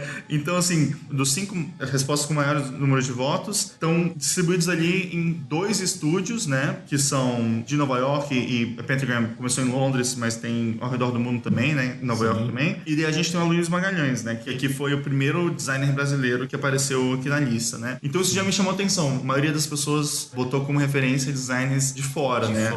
Daí logo depois vem a Tátil também com 4 votos, né? E daí depois quando começa 3 votos, 2, já tem uma lista bem maior. E daí maior lista, né? Que você citou todos eles, né? Também com 3 votos ali apareceu o Alexandre Vonner, só pra constar aqui. 11 pessoas também responderam não sei e nenhuma. O que você acha dessa questão, assim, também? O que você sentiu com essas respostas de referência? Por exemplo, de terem selecionado designers de fora não me surpreendeu muito, assim, de serem os mais repetidos, né? Porque, assim, uma coisa interessante de dizer aqui é que eu acho que o grande lance aí não é quem foi mais citado, mas sim a variedade das citações. Quando você vai para a lista de referências que foram citadas uma vez, é enorme e também vai de tudo. Você tem vários estúdios de digital, pequenos, grandes agências, designers, ilustradores, estúdios brasileiros, estúdios de fora, estúdios da Europa, da Austrália, dos Estados Unidos, estúdios tradicionais, estúdios muito novos, aí designers lendários, tipógrafos, ou seja, é muita gente diferente, muita gente de várias épocas diferentes, clássicos, não clássicos. Então acho que o grande lance é isso. Agora, dos repetidos, é interessante perceber que a visibilidade dos estúdios está muito associado à forma como eles mesmos se vendem, né? Então, a Pentagram é um estúdio clássico de muitos anos e tudo, mas é um estúdio que está muito na mídia. O Sagmaster acho que é o cara que mais bem sabe se vender de todos, né? A gente tem a história lá das fotos dele pelado, né? Sempre que quando ele abriu o estúdio, quando ele muda de endereço, quando ele também abriu a sociedade com a Jessica Walsh. Então, eu acho que realmente pro designer médio, seja lá o que signifique isso, né? Mas na média, esses são os estúdios mais populares, vamos dizer assim, do design. O que me surpreendeu foi, logo depois disso, já vi Aloysio Magalhães, Alexandre Vonner, Tátil Design, por exemplo. Assim, Tátil Design não tanto, porque é um estúdio que está muito na mídia, né? Faz projetos grandes, né? Grandes marcas, geralmente aparecem em jornais, né? Falando sobre o trabalho. Mas a Aloysio e Alexandre Vonner é interessante, porque mostra tanto que talvez a formação acadêmica cumpra um papel importante, ou que as pessoas sabem mesmo sobre as personalidades do design brasileiro. Então, para mim, o que me surpreendeu foi isso. Pentagram e Aloysio Magalhães na mesma lista de mais votados, ainda que a diferença seja grande. Assim. Uma coisa que me chamou muita atenção também foi que algumas marcas entraram aqui, né? Então você tem, por exemplo, a Nike sendo citada como maior referência para as pessoas, e também acho que era Globo.com, que acho que chama atenção também dessa questão de duas coisas, na verdade, né? Um que é essa questão que a gente estava discutindo antes, né, do papel das marcas como talvez essa coisa de aspiração do designer, mas também a segunda também eu acho que é uma coisa mais recente, assim, que é as pessoas, eu vejo uma mudança muito grande na publicidade, né, mas eu acho que no geral, assim, as marcas estão começando a criar departamentos internos, né, e estão começando a ser muito mais atrativas para pessoas a trabalharem lá dentro, porque daí eu acho que é mais fácil você se identificar com o propósito da marca e achar que tem um papel para você ali dentro, né, mas, sei lá, não sei se foi o objetivo dessas pessoas votando, né, eu acho que tem várias coisas. Uma é da Nike, você pode também dizer que é o fenômeno da naturalização das marcas, assim, marcas como a Nike, Coca-Cola, são marcas que atravessam gerações, é como se fossem instituições, né? Então elas não são só marcas, são instituições. Então a pessoa tem essa visão, tudo que a Nike faz é demais, a Nike influenciou, o Air Jordan, né, influenciou minha vida, ou até, como a gente falou, uma coisa mais rasa como, tudo que a Nike faz é foda, tem um design animal. Pode ser isso também, mas eu concordo também. Globo.com, para mim, tem muito esse lance do digital, que durante um tempo eles realmente eram a referência de como se fazer digital bem feito no Brasil, assim. E a última pergunta que você perguntou foi em qual estado você trabalha, né? E eu acho que isso aqui é bom para a gente ver mais ou menos essa amostragem das respostas, né? Então você tem aqui 52 pessoas do Sudeste, 41 pessoas do Sul, 21 pessoas do Nordeste, 11 pessoas do Centro-Oeste, 10 pessoas do Norte e 13 pessoas do fora do Brasil. É interessante essa parte dos estados e da localização das pessoas, da área de atuação, porque mostra que, óbvio, né? Minha pretensão nunca foi ser uma pesquisa acadêmica que a gente pode tirar conclusões decisivas, né? Era algo despretensioso que acabou ficando muito maior, mas serve como um cuidado para a gente saber, bom, ainda essa opinião é a opinião mais comum no Sul e no Sudeste, né? Eu, obviamente, né, pelos lugares que eu trabalhei, por onde eu moro, a pesquisa chegou mais nessas regiões, mas aí eu fui atrás e mandei a pesquisa para pessoas de outras regiões, né? Do Norte, do Nordeste, do Centro-Oeste, e ainda assim ficou bem abaixo do que eu gostaria, né, para publicar a pesquisa. Mas já é interessante para a gente, pelo menos, ter essa atenção, assim, essa opinião é uma opinião mais do Sul e do Sudeste, e por isso que quando eu coloquei as respostas discursivas, eu fiz questão de colocar também o estado da pessoa, de onde a pessoa escreveu aquilo, porque pode influenciar também na percepção, no contexto que ela tá para ela escrever aquilo.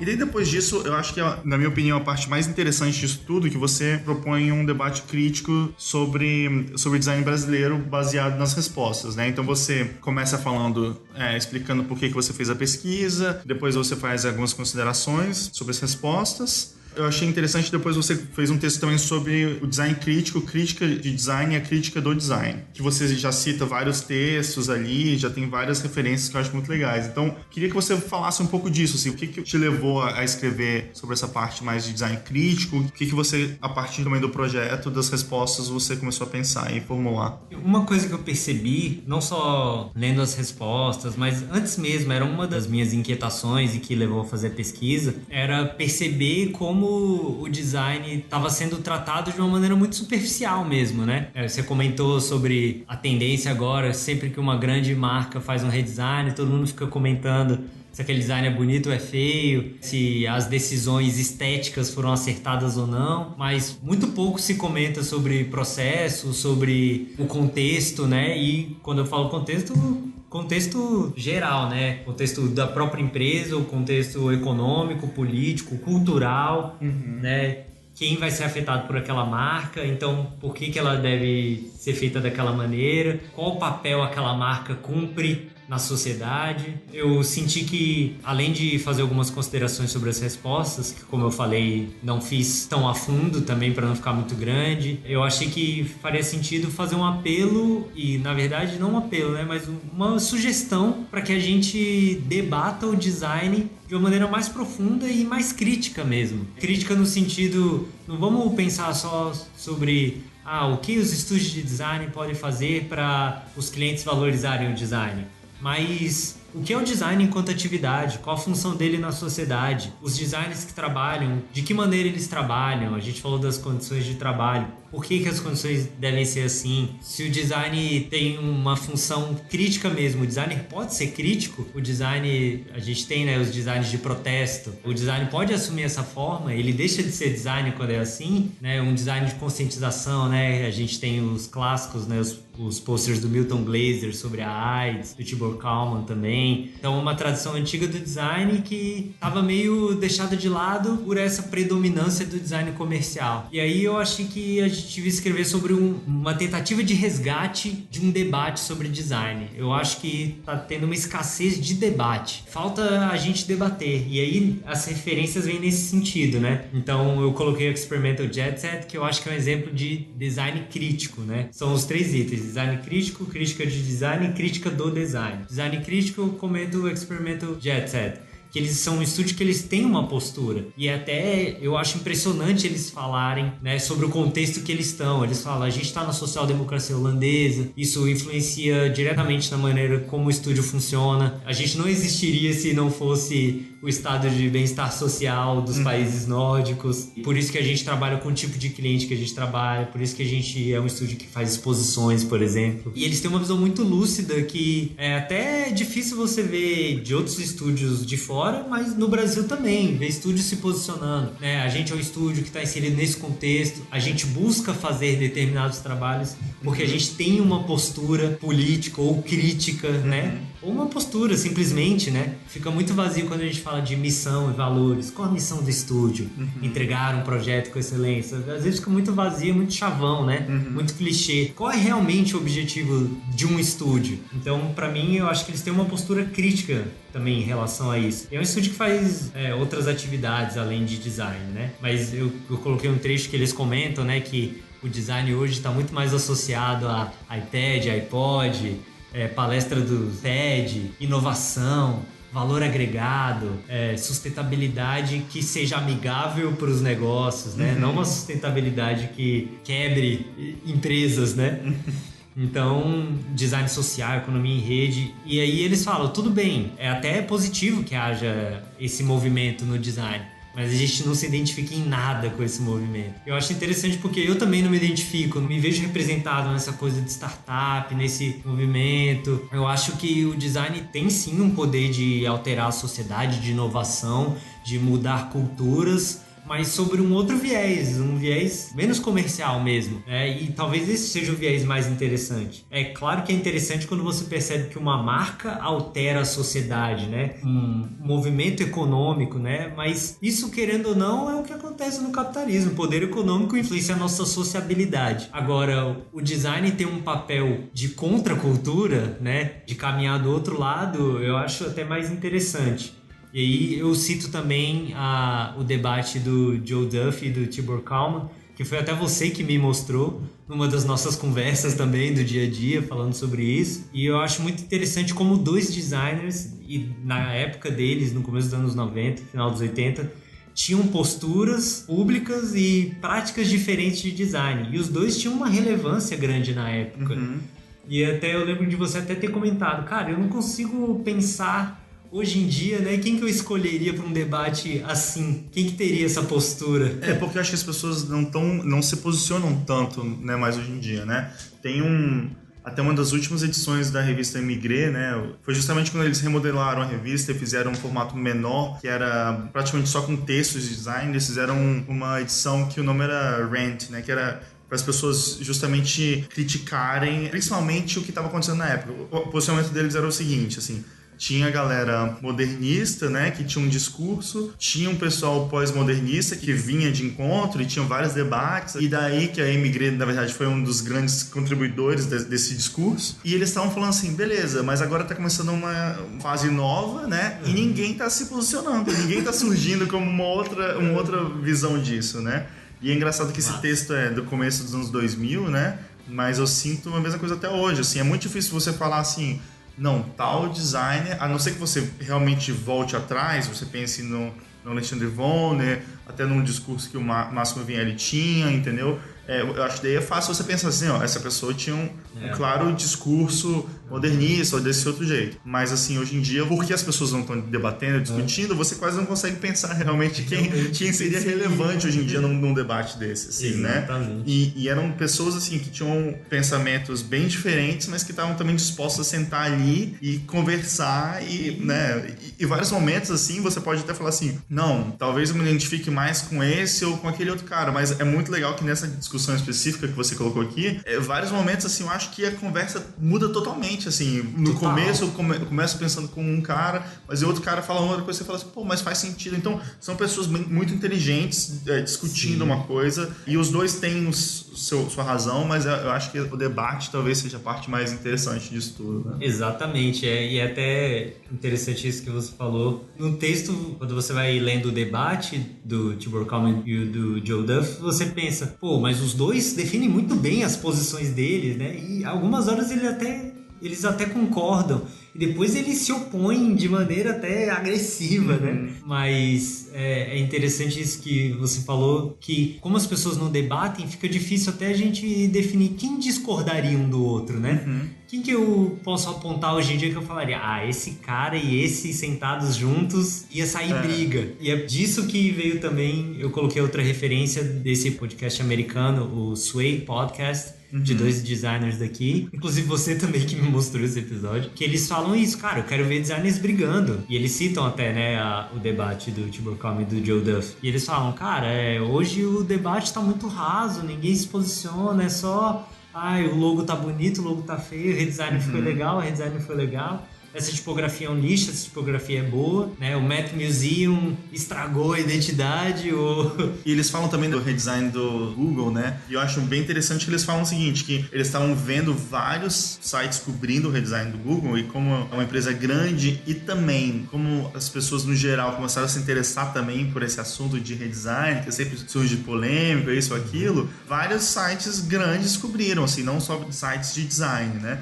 E eles citavam muito que quase que, assim, unanimamente, todas as pessoas ficavam falando do redesign, como é que era a tipografia antiga versus a nova, falando sobre aplicações e questões mais técnicas, mas eles estavam falando assim, mas eu não vi quase ninguém falando assim, o que significa uma mega corporação tipo Google, né? Tá fazendo um redesign, entendeu? Obviamente tentando ser mais friendly, amigável e dando uma cara pra empresa, né? O que isso de fato significa, entendeu? E conversando justamente sobre uma questão mais assim, né? Qual o papel do design nessa questão de uma marca gigante tá querendo se relacionar com as pessoas? O que é uma questão um pouco mais profunda, assim, do que simplesmente o Kern tá certo, tá errado, a animação que fizeram para divulgar e tal jeito, entendeu? As cores. Eu acho que é um pouco mais assim, qual o intuito disso do começo de conversa, entendeu? E daí a gente tava falando também de questões de, muitas vezes, marcas que acabam fazendo coisas que a princípio pode até parecer uma questão, né, de, sei lá, eles estão tentando ajudar as pessoas e tudo, mas tipo o Facebook, por exemplo,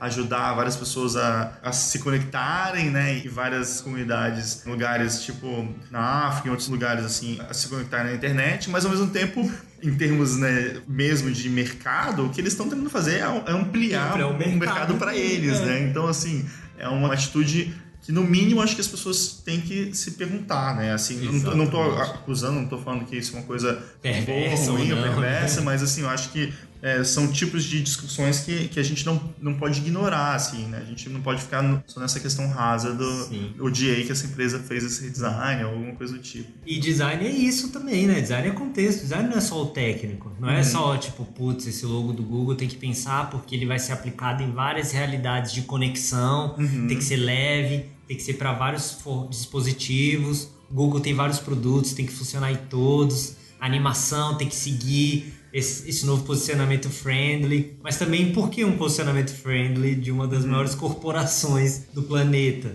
que recentemente, né, alguns jornais publicaram problemas de privacidade, né, de coleta de dados. E esse exemplo que você deu de ampliação do mercado com conexão à internet é perfeito. Ao mesmo tempo que, cara, é lícito, é legal, ninguém tá fazendo nada errado, mas se você vai trabalhar para uma marca assim ou fazer um design para uma marca assim, você tem que ter em vista qual é o posicionamento mercadológico dessa grande marca e que coisas você tem que atenuar e que coisas você tem que enaltecer com o seu projeto de design. Então, uma análise que não considera isso é uma análise, no mínimo, limitada, né? Ou feita pela metade. O projeto de design não nasce do nada, né? Não nasce sem as determinações históricas, sem um contexto. Ele nasce de um contexto então, o projeto de design ele é a síntese do contexto que ele está inserido. Então, se eu analiso só questões técnicas, a aplicação, cores, Pantone, o hexadecimal, cara, isso aí é um lado importante, óbvio, técnico, tem que ter, mas tem todo o outro que motivou esse projeto a existir. Justamente. E daí, uma das partes também muito legais é que você colocou vários textos aqui de referência para as pessoas lerem, né? Na verdade, vários links, né? Você começa com essa parte de textos, né? E daí você destaca 6 textos e depois você coloca uma lista de sei lá quantos aí, 20, 30. Mas eu achei interessante, eu queria até te perguntar uma coisa, assim, você depois separa eles, assim, se agrupa alguns, né? Mas nesses textos, você teve alguma organização de como você estava citando esses textos? Como é que foi o seu pensamento para escolher esses textos até para colocar aqui? Então, como eu falei, o objetivo principal, assim, eu pensei, com todos esses resultados em mão, acho que a gente precisa estimular esse debate para acontecer. E para esse debate acontecer, eu queria propor perspectivas de análise, como eu falei, fora do convencional, né? Não só críticas de design sobre os aspectos estéticos ou técnicos, ou estritamente sobre design, projetuais, né? Mas também os aspectos contextuais e que influenciam o design. E que, mais importante, que modificam o design. Essas modificações que a gente está vendo na definição do que é design, ou o que é ser designer, ou como o designer atua e como o design é visto, vem do mundo fora do design. Então a proposta é ir para além do design para poder pensar o design. Então minha ideia, a princípio, foi... Tudo começou, eu pensei, vou colocar 3 textos, 3 vídeos e 3 livros. Eu queria ter uma variedade, sim, entre eles. Um mais de política identitária, ou seja, o seu design exclui as pessoas ou não, né? Ele reproduz preconceitos. Um mais político, né? Quais são o impacto político-econômico do design na sociedade, né? E um mais sobre design mesmo, o que é ser design. Vamos pensar sobre o design, mas de uma maneira não clichê. E aí, cara, aconteceu isso aí. A cada vez que eu ia buscar os textos, né, para colocar, eu ia achando mais coisa e um texto levava a outro e sempre aquela coisa, putz, esse não pode faltar. Ou como você falou, eu acabei agrupando porque eu pensava, eu tenho que colocar algumas perspectivas diferentes. E eu tentei colocar isso. E o número também é porque tem muito texto em inglês. Eu queria que tivesse alguns textos em português. Então às vezes tem até o mesmo textos que falam sobre a mesma coisa, mas é porque um é português e outro é inglês, porque nem todo mundo lê inglês, nem todo mundo é fluente. Eu queria que as pessoas pudessem ler mais sobre isso. Legal. Mas então dessa seleção que você fez, você destacou 6 textos, né? Eles têm uma ordem específica também? Na verdade, cada bloco, né? Eu fiz o bloco de texto, vídeo e livros, e cada um eu fiz os destaques, porque eu achei, bom, pelo menos esses são os mais importantes da galera ler. E tem sim uma ordem e uma tentativa de contemplar várias perspectivas. Então, eu coloquei um texto sobre o mundo, o design pós-identidade. Então, fala sobre também a questão do Google, né, que não é só uma questão de identidade, é uma questão de tecnologia, é uma questão de política. E qual que é a relação entre instabilidade política e design. O outro texto foi do Experimental Jet Set, na verdade é uma entrevista sobre design e ideologia, que é muito interessante ver um estúdio de design falando sobre design e ideologia, qual é a relação entre ambos. Eu coloquei também um trabalho acadêmico sobre a relação desenho industrial e desenvolvimentismo. Então é também sobre o contexto político-econômico onde o design está inserido. Depois disso eu já boto um texto mais de crítica de design do Michael Rock, do estúdio 2x4. Ele é um cara que escreve muito também. Esse é um estúdio também que pratica muito o hábito de pensar sobre design, não só, né, fazer design. E o texto dele também fala sobre como as coisas mudam com o design. Tem o Robert Kurz, que é também um pensador clássico alemão, e ele critica a estética da modernização, que está diretamente ligada ao design, né? A gente está fazendo design de produtos, de mercadorias, e ela tem uma estética do nosso tempo. E qual que é essa estética? A gente já parou para pensar a estética que a gente está reproduzindo? E por último eu coloquei um texto que é sobre a Olimpíada de 68, é um texto que você comentou comigo também, que é sobre o design da Olimpíada do México, que é um design clássico, né, icônico, todo mundo usa até hoje de referência. Mas o texto fala sobre o contexto político também, de protesto, de revolta do México, da estabilidade política, e como o designer que fez a identidade visual se colocou nesse contexto, como a própria identidade visual dele que ele fez também fez parte dos protestos, foi apropriada pela população. Então, um texto bem longo, bem rico, que mostra que o design vai muito além dele ter resolvido bem uma identidade visual de uma Olimpíada, né? Tem todo um contexto muito mais complexo por trás e que, às vezes, é até mais interessante que a própria identidade visual. Com certeza, cara. Daí também tem alguns vídeos que você selecionou, né? Separou 4, né? E depois colocou mais 3 vídeos. E daí também teve o mesmo tipo de pensamento, assim, na hora de selecionar os vídeos? É, parecido. Eu tentei colocar um texto também sobre crítica de design, então é a Natasha Jen, que é uma sócia da Pentagram, aqui em Nova York, e ela fazendo uma crítica a essa vulgarização do termo design thinking, né? Que ela fala que, atualmente, na maioria das vezes, o termo é usado de maneira equivocada e não faz o menor sentido, e as pessoas acabam dando importância para a parte que não importa do design thinking, né? E aí eu coloquei também o Emory Douglas, que era o ministro de comunicação dos Panteras Negras, e esse vídeo é interessante que ele conta a trajetória dele, que ele começou imprimindo os jornais, ele entrou na faculdade e ele ia estudar artes visuais e acabou se envolvendo ao mesmo tempo com os Panteras Negras. E, cara, os materiais dele até hoje são icônicos, assim, você vê, você sabe que são... Na verdade, ele ajudou a formar a estética dos protestos nos Estados Unidos e no mundo, né? Então, eu acho interessante um outro caminho de design. Design não é só o design comercial, você tem várias possibilidades e que são resultado do seu tempo também. Eu coloquei também um vídeo curtinho do Vox que fala sobre... Esse é mais sobre política identitária, né, que eu tinha comentado. Será que o design exclui ou reproduz preconceitos? E fala que no começo o filme, né, fotográfico ou o filme cinematográfico, ele não representava a pele escura tão bem. Na verdade... Ele foi meio que calibrado para uma pele clara, né? Para uma pele clara.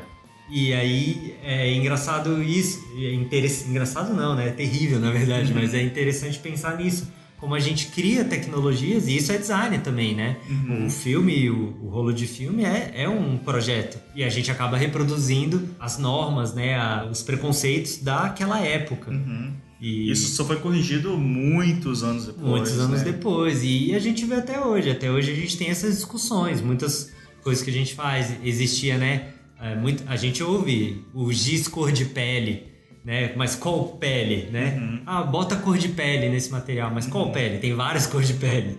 Tem a pele mais escura, a pele mais clara, né? E até nos produtos, né? Já ouvi muito de pessoal falando, coloca essa família negra no anúncio do shopping ou no material do shopping, né, para ficar no design, material gráfico do shopping. E o cliente fala, mas essa família não representa o público da nossa cidade. Sendo que representa, eles só moram na periferia da cidade. Então é uma questão delicada, mas que a gente tem que ficar atento. E isso é mais tratado no livro Politics of Design. Que daí já chega nessa parte de livro também, é o primeiro livro que você indica aqui. É um livro que já tem bastante dessas discussões, inclusive a gente também fala da questão do filme que a gente estava falando antes, do vídeo do Vox, né? Mas ele já também traz várias reflexões e até o Felipe Rocha comentou um pouco também desse livro, no episódio 4 do Diagrama, né? Aí também eu tentei tomar esse cuidado dos destaques serem cada um de uma perspectiva. Então coloquei de novo o Experimental Jet Set, que é uma compilação, na verdade, de todas as entrevistas, de quase tudo que eles já escreveram, produziram, além livro é muito bom, cara. Além dos materiais. E esse livro eu acho, nossa, demais. Ele tem um formato de dicionário também no final, então você pode procurar alguns termos, inclusive você acha termos, por exemplo, como marxismo, e eles falam, não, nós somos um estúdio de design marxista, e o nosso posicionamento é retirar a alienação entre o projeto de design fetichizado e o projeto real. Então tudo que a gente faz, a gente tenta deixar claro que aquilo existe de verdade, é material, é impresso, que por si só já dá uma grande discussão. E isso é só um dos termos, né? É um material muito denso e, de novo, muito fora do padrão dos estudos de design. Essa parte do glossário, assim, eu acho muito legal, cara. Às vezes eu abro, sabe, de uma letra e fico lá lendo e são trechos, normalmente são trechos de entrevistas deles, né? Isso. Então você tem um termo lá, tal, tipo modernismo, daí tem trecho de tal entrevista, palestra, alguma coisa que eles deram. E, cara, só essa seção do livro, assim, você já pode ficar ali horas. Assim, cara, muito bom mesmo. E o que eu curto muito do estúdio, do Experimental Jet Set, é que eles são uma mistura de várias coisas, eu acho, assim, da adolescência dele, da juventude deles no punk, que se traduz no estúdio, do modernismo, mas da interpretação deles de modernismo e da posição política dos sócios, né, eu acho que esses três aspectos são talvez os mais fortes. Assim, os mais fortes. Fora isso, também eu coloquei o Sem Logo, No Logo, da Naomi Klein, que é um livro clássico também, já é antigo. Até alguns cursos, inclusive de design de publicidade, já usam ele, que fala também sobre como as marcas podem ser tiranas, né, no mundo, nem sempre boazinhas. E o último, talvez o mais interessante, é o Projeto e Revolução, do Fetichismo à Gestão, uma crítica à teoria do design, que é uma tese de doutorado também do Iraldo Matias, que ele faz uma análise da história do design desde o começo, da concepção, até a tendência de hoje em dia, que a gente fala, que é muito contaminado com o empreendedorismo, e ele propõe uma nova teoria do design, uma visão diferente. Esse livro também se articula com outro vídeo que eu coloquei antes como destaque, que é o do Ricardo Antunes, Teoria do Valor, Trabalho e Crise, que são dois textos que falam sobre uma nova perspectiva sobre as mercadorias, sobre o trabalho, sobre tudo que envolve o design, mas que não é especificamente o design, mas que é totalmente crucial para o design. Então eu achei até que as pessoas não iriam ver esses links, né, que são mais acadêmicos, mais teóricos e que, querendo ou não, puxam para um lado mais marxista, porque são autores marxistas, mas pessoas já vieram falar comigo falando, putz, muito legal esses materiais, nunca tinha visto, tô curtindo, vi o vídeo inteiro do Ricardo Antunes e, cara, o vídeo é enorme, assim, né? Então é interessante perceber isso. Que massa, e isso é uma coisa que você até depois começou a fazer mais, né, que as pessoas começaram a também sugerir outros textos, né, e você também começou a incorporar isso no site, né, você até acrescentou no final um formulário, né, para as pessoas enviarem outras sugestões de textos, né, e as pessoas começaram a fazer bastante isso, né. Isso, na verdade foi muito legal que isso, nas redes sociais, na verdade, no Facebook, a galera começou a falar, putz, senti falta de tal texto, eu pensei, pô, claro, falta um campo pra galera mandar. Tem tal texto que combina muito com o projeto, eu acho que deveria estar aí. Aí eu acho que o projeto também já ganhou um desdobramento mais interessante ainda, né? Que é um arquivo colaborativo, né? Onde as pessoas podem ir ali e sempre que quiserem achar um material relacionado a design com uma outra perspectiva, elas vão achar e eu posso continuar alimentando isso e a gente criando um repositório, né, que eu já achava que era grande, mas que as pessoas compraram a ideia e curtiram. A ideia de ter um arquivão com vários textos, com várias perspectivas. Isso me leva também a uma pergunta do que você vai fazer com o projeto daqui para frente. Assim, quais são os planos para o futuro? Assim, pra ele? Pois é, como eu falei, eu fiz ele totalmente de improviso, despretensioso e acabou virando uma coisa muito maior. E ainda está virando, né?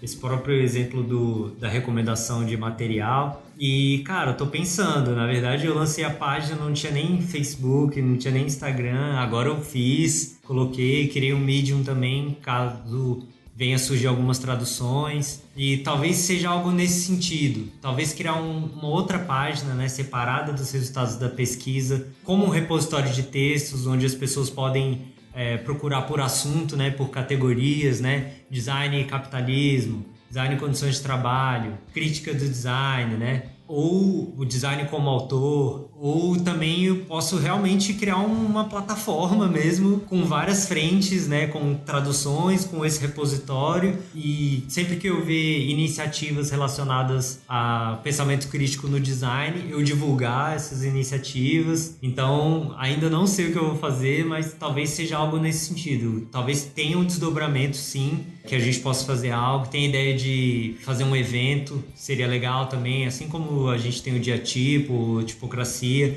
a gente chamar pessoas para falarem que são fora do circuito do design, ou para falarem de design, mas sobre uma outra perspectiva que eles não estão acostumados. A gente tem outras iniciativas no Brasil interessantes, tem a revista Não Obstante, que também é da galera da filosofia do design, que também pensa o design de uma outra maneira. Tem o pessoal do Estúdio Volta, que está com esse projeto, né, o Salas, que também está promovendo um debate.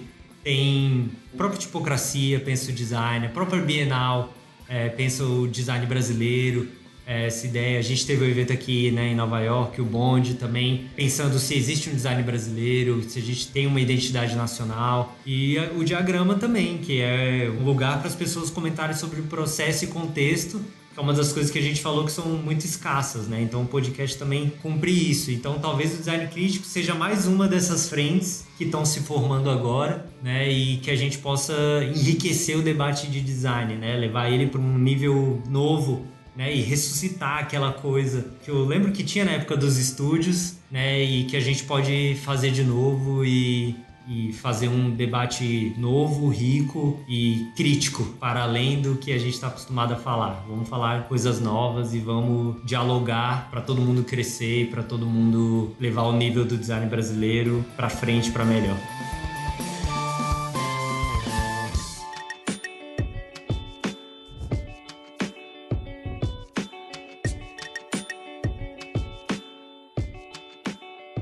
Bessa, muito bom, cara, conversar com você. Eu acho que se pudesse, ficava conversando horas aqui. Mas, assim, eu acho demais esse projeto que você tá fazendo. Eu acho que é muito legal mesmo, assim, que você continue fazendo muito mais e quero ver mais discussão, mais crítica.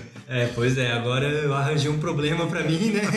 Vou ter que correr atrás, mas, pô, obrigado aí por ter me chamado. Foi muito legal. Já te falei que eu curto muito o projeto. E a ideia é essa, né, cara? Que todos os projetos se articulem. Vamos nessa. Valeu, cara.